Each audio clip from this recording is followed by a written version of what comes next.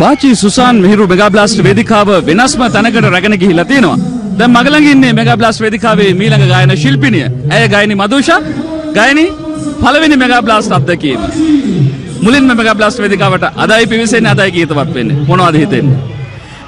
ඔව් ඇත්තටම සුදේව අයියා ගොඩාක් සතුටුයි. මොකද මම ගොඩාක් බලාපොරොත්තුෙන් හිටපු අවස්ථාවක් මේ. ඉතින් හිරු මෙගා බ්ලාස්ට් වේදිකාවේ මට ඇත්තටම ගී ගයන්න ලැබීම ගැන මම ගොඩාක්ම සන්තෝෂ වෙනවා. ඉතින් ඇත්තටම ඒ වගේම හිරු FM හිරු TV මේ දෙගොල්ලෝ එකතු වෙලා කරන මේ වැඩේ සහ ඉදිරියට මම ගොඩාක් ආශිර්වාද කරනවා මගේ මුළු හදවතින්ම. හොඳයි එතකම අපි පොඩි ඉඟියක් දෙමු. හිරු බලාගෙන ඉන්න අපේ ආදරණීය රසික හිතවතුන්ට මොනවද අද මෙගා බ්ලාස්ට් වේදිකාවේ ගායනා කරන ගීත කියලා? ඔව් අද වේදිකාවේ මගේම ගීත දෙකක් මම ගායනා කරනවා. ඒ වගේම රසිකයෝ ගොඩාක් කැමතියි මගෙන් හින්දි ගීත අහන්න. ඉතින් හින්දි ගීතත් ඔගොල්ලෝ වෙනුවෙන් මම ගායන සූදානම් වෙලා ඉන්න. බලන්න හිරු. හොඳයි ගායන මදුෂාගේ ගීත රස විඳින්න රැඳෙන්න හිරු සමගින්.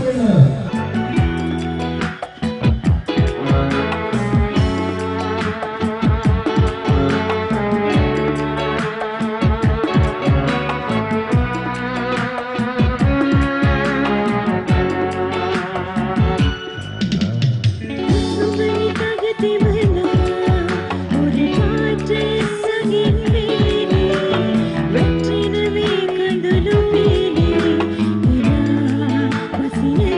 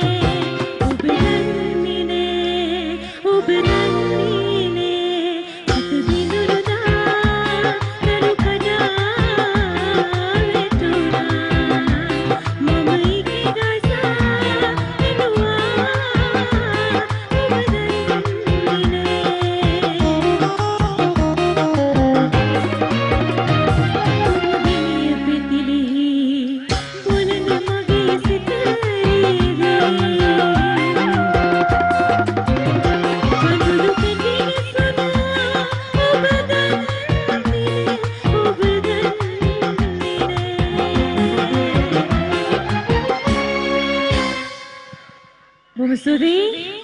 ඇත්තටම ගොඩාක් සන්තෝෂයි. අති විශාල ජනකායක් ඉන්නවා කුණ්ඩසාලේ. ඉතින් මගේ පළමු අත්දැකීම ඒ වගේම ෆ්ලෑෂ් බෑක් මගේ ප්‍රථම සංගීත කණ්ඩායම මම ගී ගායපු. ඉතින් මට අද ගොඩාක් සන්තෝෂ දවසක්. ඉතින් ඕගොල්ලෝ පිනවන්න තව හින්දි ගීත දෙකකින් මම ඔබට ඔබ පිනවන්න.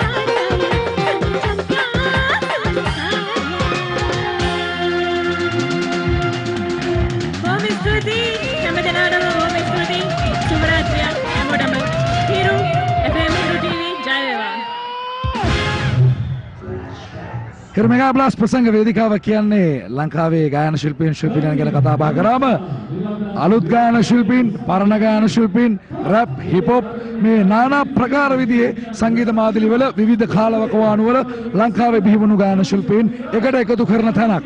ඉතින් අද දවසේදී 70 දශකයේ ගායන ශිල්පියෙකුත් මෙගා බ්ලාස්ට් වේදිකාවේ ඉන්නවා. ඒ තමයි ක්‍රිස්ටෝෆර් පෝල්. ක්‍රිස්ටෝෆර්යා මොකද හිතන්නේ හිරු මෙගා බ්ලාස්ට් ගැන?